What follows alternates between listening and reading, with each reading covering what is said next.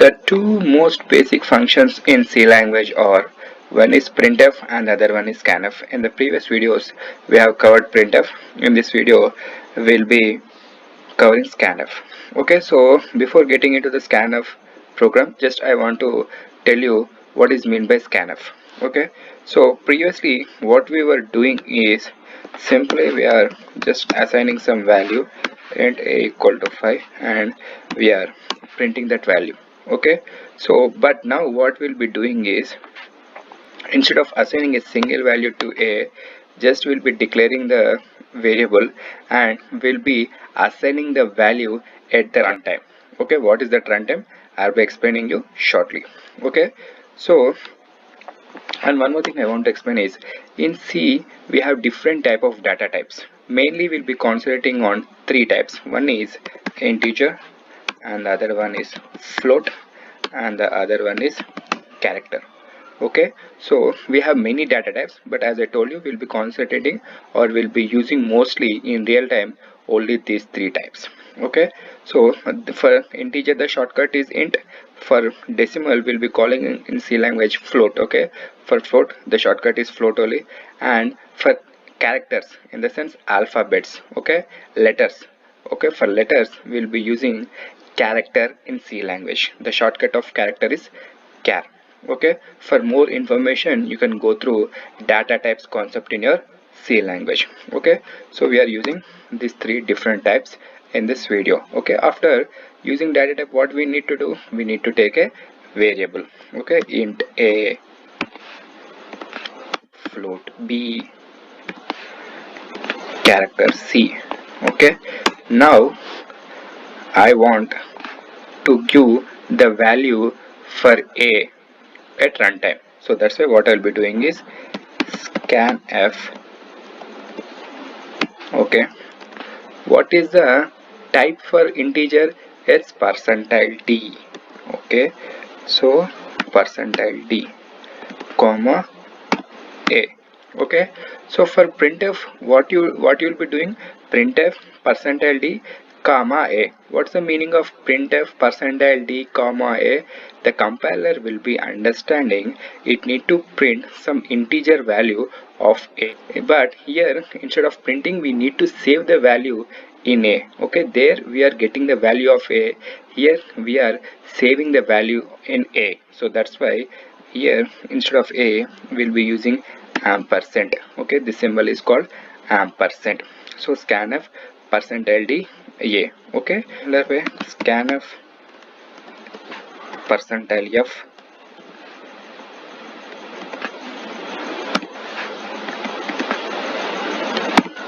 ampersand b.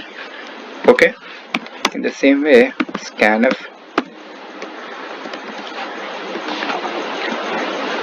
percentile c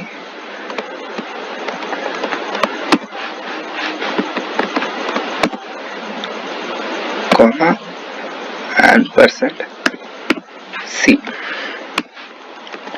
One more thing I want to make clear is for all these percentile d, percentile f, percentile c, but character we need to give space before. Okay, we need to give space before this, you need to remember.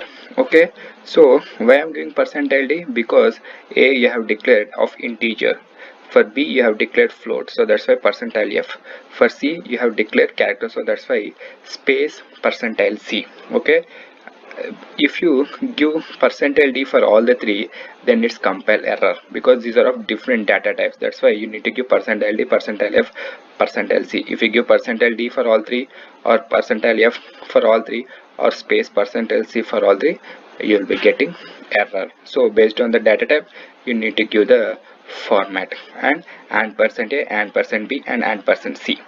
Okay, so this is the format of scanf. So now what it will be doing, it will be storing the value of a which is given at the runtime in the variable a, in a similar way b, in the similar way c.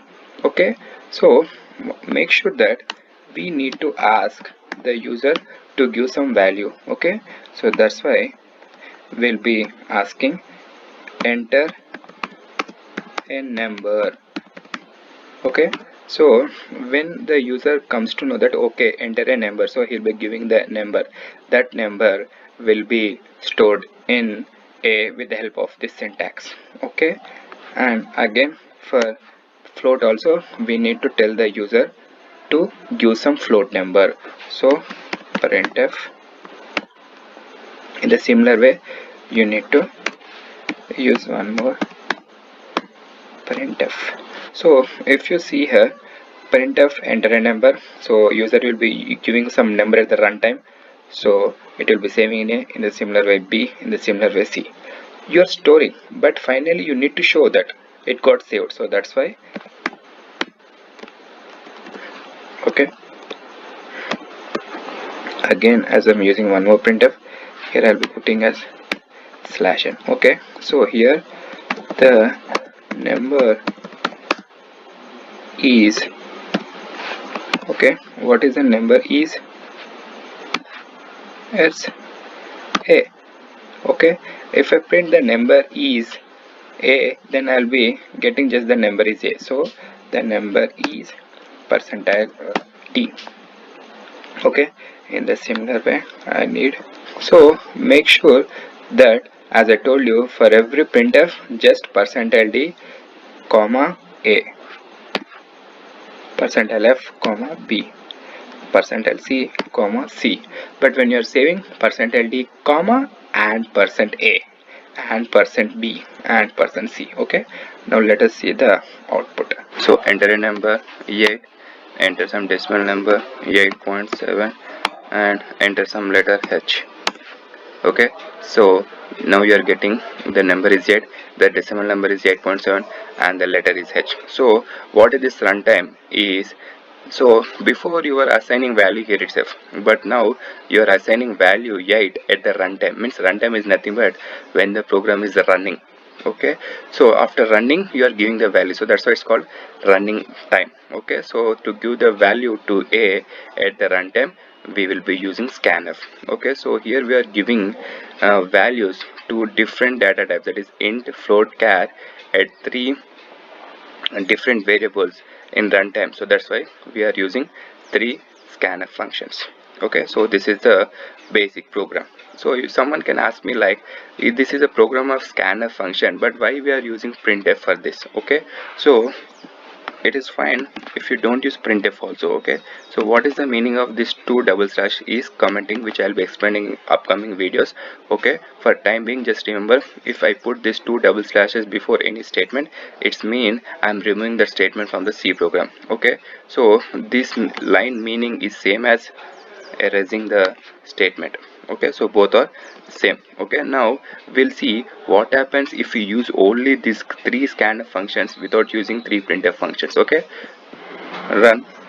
Okay, 8 0.8 and then some u. Okay, so if you see here, the number is 8, the decimal number is 0.8, the letter is u. So here we are assigning values at the runtime, the values are getting saved and the values are printed. But to have a clear understanding, I suggest you before every scanf there need to be one printf. Okay, if you don't use also nothing, but for clear understanding I suggest you to use the printf. Okay, to tell the end user like what it is, whether we need to give number first or whether we need to give decimal number first or whether we need to give a letter first. So that's why every scanf function should have one printf statement before. Okay, and in the similar way you may ask also what is the use of these three printf statements. Okay, so the meaning of this three printf statement is you will be assigning the values at runtime, those will be getting saved in a b c, but how the end user will be coming to know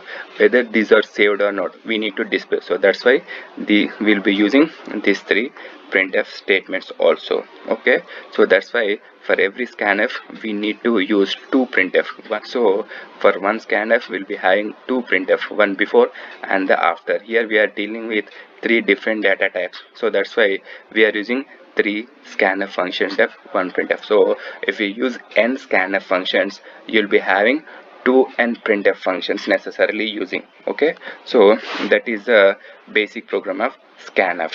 Okay, so now this is the program which demonstrates about the scanf functions of different variable, but I want this to be in a good format. Okay, this is perfect only, but I want to make it more simpler. How? I want to make these three printf statements into single printf. Okay, how that can be done? See, so the number is %d. As I'm using only single printf, so I don't need /n. Okay, so the number is %d. Okay, comma, the decimal number is %f, and similarly the letter is %c.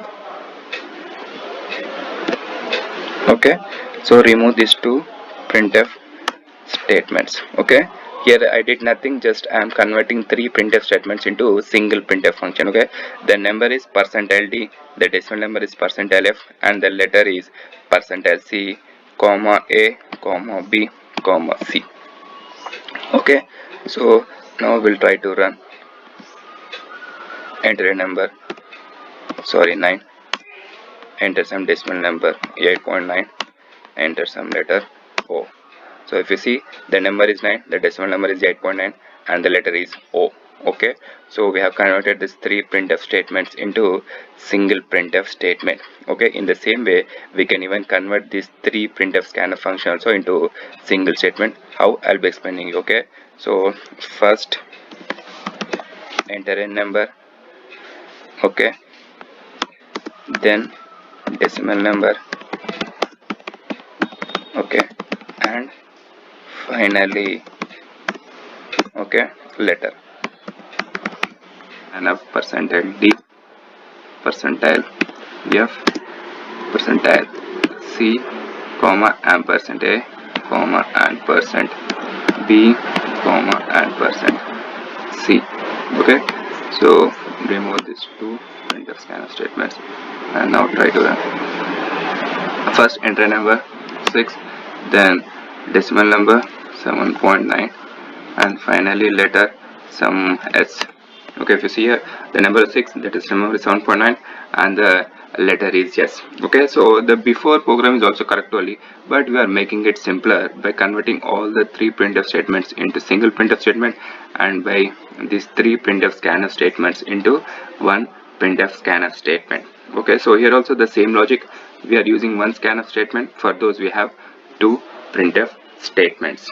Okay, so this is the basic scanf program for three different data types. Okay, so in the upcoming video I'll be explaining you the real-time example of scanf function. Okay, so this is a basic video which gives you description of scanf and why we need scanf and what is the real-time example. I'll be explaining you in the upcoming video, that is addition of two numbers using scanf.